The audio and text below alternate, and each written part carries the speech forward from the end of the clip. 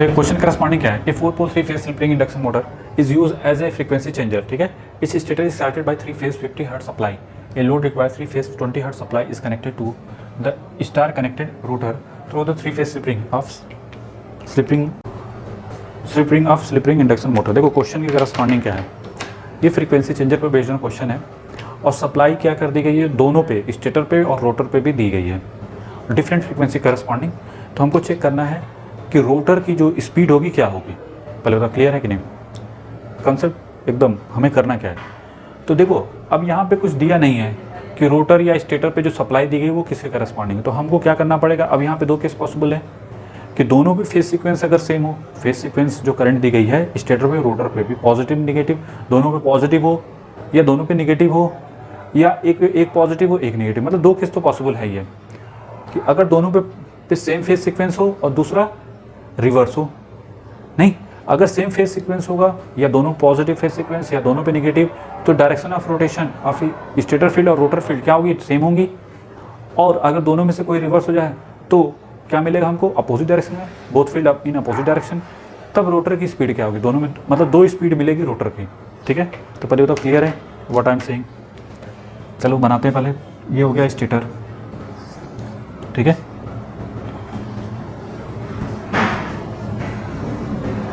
ये आपका स्टेटर पहले बनाते हैं, ये है स्टेटर लाइक दिस वन, ठीक है, अच्छा खासा जो भी है, हमें कौन सा कलाकारी करनी है, ठीक है। 3 फेज सप्लाई दे दिया गया स्टेटर पे, ABC करस्पॉन्डिंग। अपने सिंप्लिसिटी के लिए समझाने के लिए हमने ABC कंसिडर कर लिया, फेज सीक्वेंस दोनों पे ABC है, स्टेटर पे भी और रोटर पे भी। पहले ABC लिख लेते हैं, फिर इसके बाद एक पे चेंज कर देंगे। 3 phase supply voltage frequency 50 hertz corresponding है इस पे, और इस पे 3 फेज वोल्टेज और फ्रीक्वेंसी कितना 20 हर्ट्ज, यही है क्वेश्चन करस्पॉन्डिंग। तो पहला टारगेट वाइंडिंग बनाते हैं, दैट इज ABC, A, यहाँ पे भी ABC, ठीक है। अब होगा क्या, जब सप्लाई स्टेटर को देंगे या रोटर को देंगे, 3 फेज सप्लाई बैलेंस सप्लाई देंगे, दे रहे हैं ना, तो 3 phase balance supply balance winding को दे रहे हैं, तो रोटेटिंग फील्ड होगी, रोटेटिंग मैग्नेटिक फील्ड होगी विथ रिस्पेक्ट टू वाइंडिंग। तो पहले speed of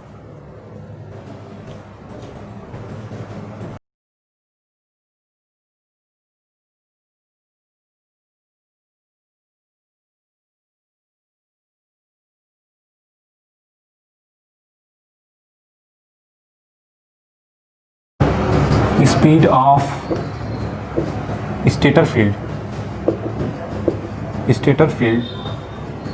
with respect to stator winding NS1 120 F1 by P, 120 F1 की value 50 hertz divide by 4, that is 1500 RPM, ठीक है। Now second one, speed of rotor field with respect to rotor winding NS2, that is 120 F2 by P, 600 RPM। Clear, यहाँ तो कोई doubt नहीं होना चाहिए, कैसे तो कैसे, मतलब ABC दिया है तो क्लॉकवाइज ही होगा। अगर किसी को दिक्कत हो क्यों क्लॉकवाइज बोला आपने सर, किस बेस पे, तो इसके लिए क्या करना पड़ेगा, लेक्चर नंबर 4.01 उसको वाच कर लो, काम बहुत हो जाएगा। तो ये हो जाएगा S2 की value that is 600 RPM and that is 1500 RPM, ठीक है। यहाँ पे तो कोई डाउट नहीं। इसका मतलब both are rotating in the same direction, तो पहला केस क्या बनेगा, if both are rotating in the same direction, नहीं, नीचे लिखो case first, if both field rotating in the same direction,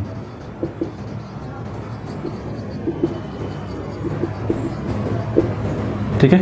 अगर सेम डायरेक्शन में रोटेट करेंगे तो क्या होगा, पहले बनाते हैं, ये क्या है स्टेटर, लीनियर डायग्राम बनाओ, stator with respect to stator winding, N1 की वैल्यू कितनी है, NS1, how much speed 1500 RPM, ठीक है। ये क्या है, रोटर। रोटर पे क्या दिखेगा रोटर की फील्ड की स्पीड 600 RPM करस्पॉन्डिंग है, यहाँ तक तो कोई डाउट नहीं, ये 600 RPM। अब देखो यहाँ तक तो कोई डाउट नहीं होना चाहिए, हमारा टारगेट क्या है, रोटर किस डायरेक्शन में रोटेट करना चाहिए, ये हमारा मोटिव है। इसके लिए क्या करना पड़ेगा, हमने फंडामेंटल बताया था कि कंटिन्यूअस इलेक्ट्रोमैग्नेटिक टॉर्क चाहते हैं, तो मतलब रोटर को रोटेट कराना चाहते हैं, हमेशा रोटेट करता रहे, तो क्या होना चाहिए, स्टेटर फील्ड और rotor field with respect to stator winding क्या होनी चाहिए, सेम होनी चाहिए। ये आप कर सकते हैं कि both field speed with respect to each other क्या होनी चाहिए, स्टेशनरी स्टेज में होना चाहिए, यही कंसेप्ट है। तो देखो मतलब यहाँ पे जो बंदा बैठा है इसको लगना चाहिए कि जितने से ये भाग रहा है उतने से ही ये बच्चा भी, मतलब ये इस रोटर की फील्ड की स्पीड भी सेम डायरेक्शन में सेम स्पीड से भागनी चाहिए। मतलब देखो एकदम बेसिक कंसेप्ट पकड़ के रखो कि N1 जो है, सॉरी S2 है, वो कितने से भागना चाहिए, NS1 से, तभी ये पॉसिबल है कि तभी ये पॉसिबल होगा कि कंटिन्यूस इलेक्ट्रोमैग्नेटिक टॉर्क डेवलप होगा, ठीक है। तो बताओ कैसे पॉसिबल होगा, अगर रोटर इस डायरेक्शन में रोटेट करेगा, एकदम हिट एंड ट्रायल मेथड, ठीक है, ट्राई करके देख। एक बार दो ही डायरेक्शन है, या तो इधर रोटेट करेगा या तो इधर। अगर इधर रोटेट करेगा तो कभी अचीव कर सकता है, ये तो इधर भाग रहा है 900, ठीक है, ये तो पॉसिबल नहीं है।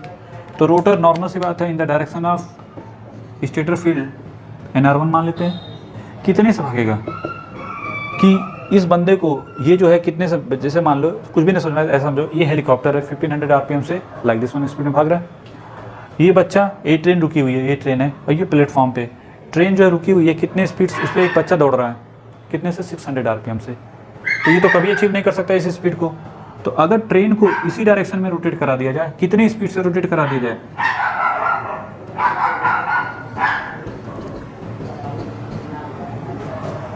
ठीक है, अगर रोटर को कितने से रोटेट करा जाए, 900 RPM से इन the direction of stator field, तब तो ये पॉसिबल है कि ये 900 और ये 600 कितना हो जाएगा, 1500।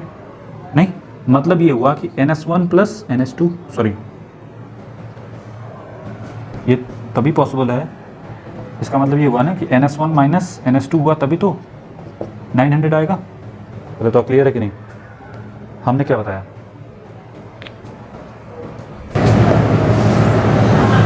देखो हमने क्या बताया कि NR2 किधर रोटेट करना चाहिए। अगर देखो दो केस पॉसिबल थे, एक तो इधर डायरेक्शन में मूव कर सकता था हिट एंड ट्रायल मेथड से। हमारा मोटिव क्या है कि इस बंदे को ये नज़र कितना है 1500 RPM से, अगर इस डायरेक्शन रोटेट करे कभी अचीव नहीं कर सकता। अगर इसको हमने इधर रोटेट कराया NR2 को, सॉरी NR2 नहीं बल्कि NR1 लिखेंगे ना, NR1 से रोटेट कराया किस डायरेक्शन में, स्टेटर फील्ड के डायरेक्शन में, ठीक है, किस स्पीड से रोटेट कराना पड़ेगा। मान लो कुछ भी नहीं समझ में आया, ये कितना है, हेलीकॉप्टर 1500 RPM से, एक बच्चा दौड़ रहा है ट्रेन पे, और यहाँ से हमको देखना है कि ये बच्चा हमको लगे कितने से, 1500 RPM से भाग रहा है, तब ये सिंक्रोनाइज हो सकता है ना, अदरवाइज़ नहीं। अच्छा, इसके लिए क्या करना पड़ेगा, अगर जो ट्रेन है उसको भी इसी डायरेक्शन में रोटेट करा दें, कितने स्पीड से, कितने स्पीड से रोटेट करा दें जिस पे बच्चा दौड़ रहा है, NS1 plus NS2, sorry NS1 minus NS2 से, नहीं NS1 माइनस NS2 से, मतलब 1500 माइनस 600 RPM से माइनस कर दो तो 900 RPM से अगर रोटेट करा दें इन डायरेक्शन ऑफ स्टेटर फील्ड, तो ये अचीव कर लेगा। मतलब ट्रेन अगर 900 RPM से रोटेट करे और उस पर बच्चा उसी डायरेक्शन में रोटेट करे कितने स्पीड से, 600 RPM से, तो अचीव कर लेगा कि नहीं कर लेगा, ठीक है। तो ये मेथड हुआ एकदम बेसिक से हिट एंड ट्रायल मेथड से। दूसरा क्या मेथड हो सकता है, जब कुछ भी नहीं समझा, फॉर कंटिन्यूअस इलेक्ट्रोमैग्नेटिक टॉर्क के लिए हमने क्या बोला था, फॉर कंटिन्यूअस TEM के लिए क्या है, बेसिक कंसेप्ट कैसे लिखते हैं, speed of stator field with respect to stator winding is equal to speed of rotor field with respect to stator winding. ठीक है, पहले बताओ क्लियर है कि नहीं? दैट इज NS1 है ना, दिस इक्वल टू, भाई दोनों फील्ड क्या होने चाहिए? सेम होने चाहिए, NS1 के बराबर। अच्छा, अब स्पीड ऑफ, हमने बोला ना speed of rotor field with respect to stator winding किसके बराबर होता है? Speed of rotor, speed of rotor winding,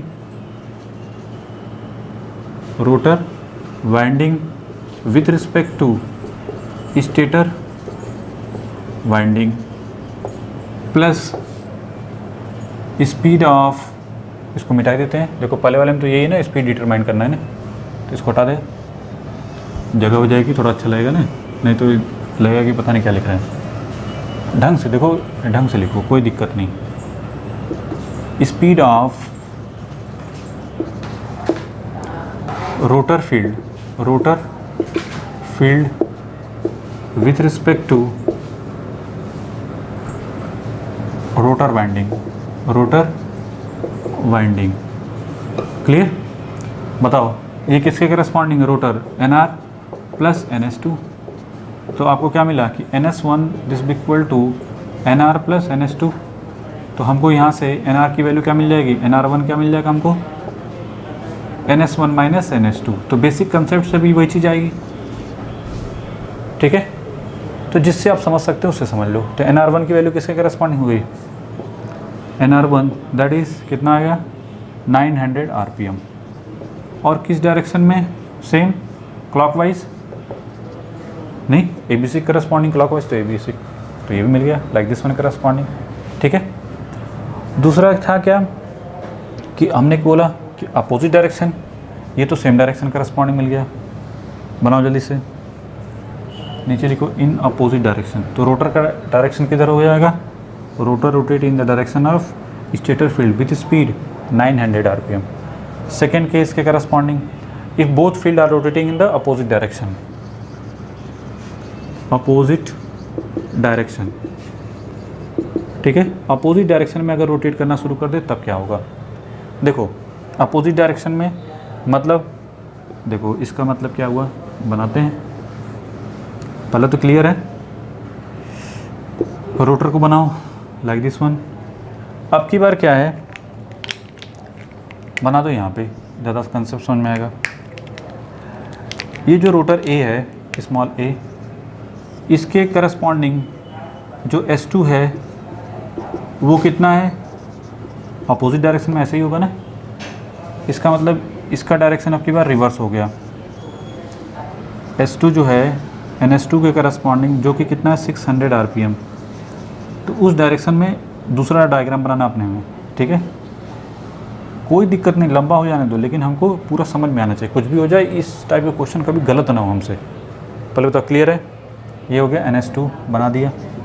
अब ये बताइए, जस्ट लाइक आप यहाँ बैठे हो, फिर से वही चीज़ करनी है। NS1 और NS2 बराबर होने चाहिए। कॉन्सेप्ट तो फंडामेंटल कॉन्सेप्ट यही है कि कॉन्टिन्यूस इलेक्ट्रोमैग्नेटिक टॉर्क के लिए। अब अगर फिर से वही रोटर इधर रोटेट करा के देख लो और या इधर, पहले देखते हैं हिट एंड ट्रायल मेथड से, पहले ट्राई करना चाहिए हिट एंड ट्रायल मेथड से। अदरवाइज जब कुछ भी नहीं समझ में तो ये तो है ही कंसेप्ट। तो पहले ये बताइए, अगर इस डायरेक्शन में रोटेट कभी भी अचीव नहीं कर सकता? नहीं, रोटर अगर इस डायरेक्शन में रोटेट करे मतलब कि बच्चा भी अपोजिट डायरेक्शन में भाग रहा है और ट्रेन भी इधर भागने लगे और अचीव करना है 1500 RPM in the direction of stator field, तो कभी नहीं हो सकता। तो एक तो फिक्स हो गया कि ये भी किधर डायरेक्शन में NR2 से मूव करना चाहिए आगे की तरफ। कितने स्पीड से रोटेट करे? ये देखो पीछे भाग रहा है, जैसे ट्रेन आगे जा रही है, बच्चा पीछे भाग रहा है ट्रेन पे, और अचीव करना है हेलीकॉप्टर को। तो नॉर्मल सी बात है, आपकी स्पीड हेलीकॉप्टर की स्पीड से आपकी नहीं बल्कि ट्रेन की स्पीड हेलीकॉप्टर की स्पीड से क्या होनी चाहिए? ज़्यादा होनी चाहिए। कितनी होगी तो ये पॉसिबल हो सकता है? अगर ये 1500 से ये मूव करे 1500 प्लस 600, क्योंकि ये पीछे भी भाग रहा है ना, तो NR2 की वैल्यू कितनी आ गई? NS1 प्लस NS2 से भागे, मतलब ये 1500 प्लस 600 RPM से अगर रोटेट करेगा तभी इस बंदे को लगेगा कि ये जो बच्चा है ये किस स्पीड से आगे की तरफ जा रहा है? 1500 RPM से। पहले बताओ क्लियर है ना? अब इसी को बेसिक कंसेप्ट से भी लिखते हैं। तो बेसिक कंसेप्ट से क्या हो जाएगा बताओ? अगर इसको देखें, speed of rotor field with respect to speed of stator field, पहले इसको मिटा दो, कंसेप्ट में यही है। इसको तो एन आर ही लिखेंगे, सेम डायरेक्शन में है, सॉरी NR2 प्लस यहाँ पे क्या लिखेंगे, अब देखो speed of stator field, sorry speed of rotor field with respect to rotor winding किधर है, इस डायरेक्शन में। अगर इसको NS2 को in the direction of stator field लिखना हो तो क्या लिखोगे, माइनस ऑफ NS2, तो यहाँ पे क्या हो जाएगा, that is minus of NS2। So finally क्या मिलेगा, NS1 this equal to NR2 minus NS2, तो NR2 की वैल्यू क्या आ गई, दोनों का सम आ गया कि नहीं आ गया, ठीक है। तो NR2 की वैल्यू क्या हो जाएगी, सेम वही, कितना आ गया 2100 RPM, ठीक है। मतलब ये सुपर फास्ट ट्रेन हो गई और ये क्या हो गई, लोकल ट्रेन जस्ट लाइक, ठीक है। ये पैसेंजर है या मैं पैसेंजर ही है ना, तो इसको लगेगा कि ये जो है स्टेटर की फील्ड, रोटर पे जो बंदा बैठा है उसको लगेगा कि ये पीछे की तरफ है, मतलब उसी डायरेक्शन में फिसलता हुआ नज़र आएगा। लेकिन इसको नज़र आएगा कि ये बच्चा जो है ये भी 1500 RPM से जा रहा है और हेलीकॉप्टर भी 1500 RPM से जा रहा है। देखो समझ में आया कि नहीं आया, ठीक है, एकदम सिंपल सा, ज़्यादा कुछ सोचने की ज़रूरत नहीं है। हाँ, रोटर की स्पीड NR2 आई इसी डायरेक्शन में, ठीक है। तब फेज सीक्वेंस इसके करस्पॉन्डिंग क्या था, ACB, तभी ना। चलो फिर क्या करना है, find the ratio of the two voltages at slip ring at two speed पे हमको पहले बताओ स्लिप क्या हो जाएगी, फर्स्ट वन की corresponding NS1 minus NR1 divide by NS1 कितना है 1500 minus 900 divide by 1500 that is 0.4 S1। S2 की वैल्यू क्या हो जाएगी, NS1 minus NR2 divide by NS1। गलती से भी NS2 मत लिख देना यहाँ पे, ठीक है, गलती से भी यहाँ पे NS1 ही होगा, ठीक है, मिस्टेक हो जाती है। तो ये हो गया 1500 माइनस 9 कितना है 2100 डिवाइड बाई 1500, ये आएगा माइनस 0.4, ठीक है। ये कितना आया, माइनस 0.4। तो ये बताइए यहाँ तक तो कोई डाउट नहीं। अब इसी चीज़ को, ठीक है, S1 S2 आ गया, तो रोटर पे तो पहली बात हमको देखना है इंड्यूस EMF, पर phase induce EMF on rotor. देखो E2S की वैल्यू क्या मिलेगी, √2 पाई SF into N2 KW2 into φm। तो E2L डबल डैश ये कितना हो जाएगा, √2 पाई SF, यहाँ पे F1 ये F2, सॉरी S1 ये S2, N2 KW2 into φm, ठीक है। पहले वाले के लिए, दूसरे वाले के लिए क्या मिलेगा, E2 double dash this divide by E2S this equal to S2 divide by S1, ये कितना आएगा 0.4 डिवाइड बाई दैट इज़ -1। तो E2 double dash this equal to E2S, ठीक है। अगर इस पे फेज सीक्वेंस ABC रहा होगा तो इस पे क्या हो जाएगा, ACB। नहीं, देखो पहले से बात रेशियो की बात आती है तो रेशियो तो 1 हो गया, काम खत्म। लास्ट क्वेश्चन करस्पॉन्डिंग क्या है, हमको देखना है find out the whether the phase sequence of 3 phase rotor voltage remain the same at the 2 speed. हमारा टारगेट है कि हमको देखना है कि फेज सीक्वेंस ऑन रोटर। तो पहले बताइए, ऐसे ही दिख रहा है, यहाँ से ही समझ सकते हैं कि जो भी आया वैल्यू, इसकी वैल्यू ये किसके करस्पॉन्डिंग, दूसरे वाले करस्पॉन्डिंग, ये पहले वाले, तो रोटर का ही तो है दोनों इंड्यूस EMF। तो पहले वाले पे अगर रोटर का इंड्यूस EMF ABC है तो दूसरे पे क्या मिलेगा, उसका अपोजिट, क्योंकि माइनस में आ रहा है। अच्छा, इसी चीज़ को क्लेरिफाई कर लेते हैं कि ऐसे तो कैसे, पहले बताओ, यहाँ तो कोई डाउट नहीं, बनाते हैं। तो इसके लिए फिर से किसी को डाउट है कि सर ये ऐसे तो कैसे, हम इसको थोड़ा सा किससे समझना चाहते हैं, with the help of conventional method, ठीक है। तो ये तो हो गया सीधा सीधा से, लेकिन अगर कन्वेंशनल मेथड समझना चाहते हैं तो दोनों को फिर से बनाना पड़ेगा। देखो केस फर्स्ट में क्या था, NR1, देखो NS1 पहले लिख लो फिर बताते हैं क्यों ऐसा, ठीक है। वैसे हम बता चुके हैं डिस्कशन में। और ये कितना था 900 RPM, ये भी RPM, ठीक है। हाँ, डेल्टा N1 कितना आया, NS1 माइनस डेल्टा R1 की वैल्यू कितनी है, पॉजिटिव 600 RPM, ठीक है। केस सेकेंड,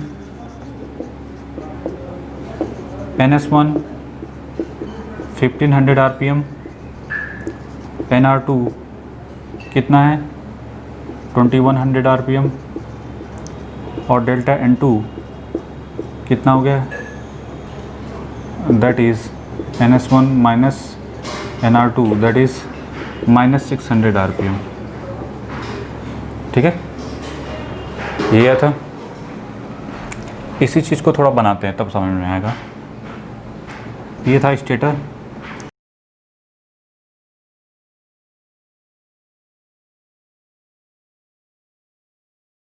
फिफ्टीन 1500 RPM, ठीक है। ये क्या था, रोटर, लाइक दिस वन, ठीक है। ये कितने से रोटेट कर रहा है, NR1 900 RPM से, कोई दिक्कत नहीं।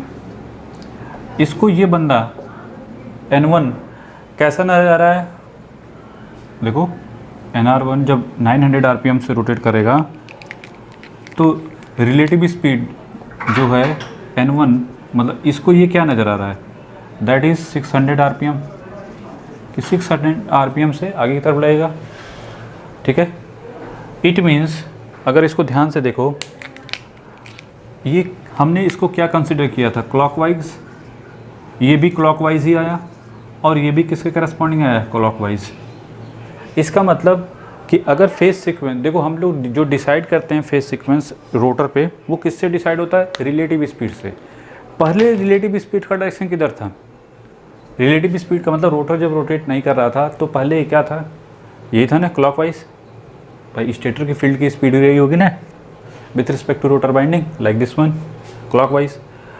रोटर किधर भी रोटेट करे, लेकिन आफ्टर दैट डेल्टा N1 किधर आया, वो भी कितना है, पॉजिटिव में ना। देखो NS1, देखो कैसे पता चला, इसमें से इसको माइनस कर दो, 6 प्लस पॉजिटिव 600, तो ये भी क्लॉकवाइज। इसका मतलब फेज सीक्वेंस अगर ABC जनरेट हो रहा है किस पे, रोटर पे, like this one, ABC corresponding, ठीक है।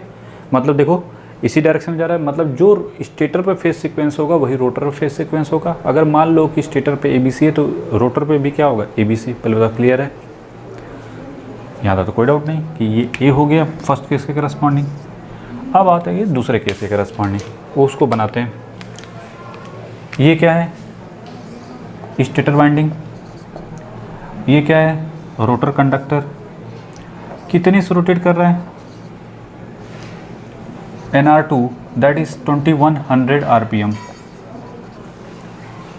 ये कितने से रोटेट कर रहा है, 2100 RPM से। इसको क्या नज़र आ रहा है,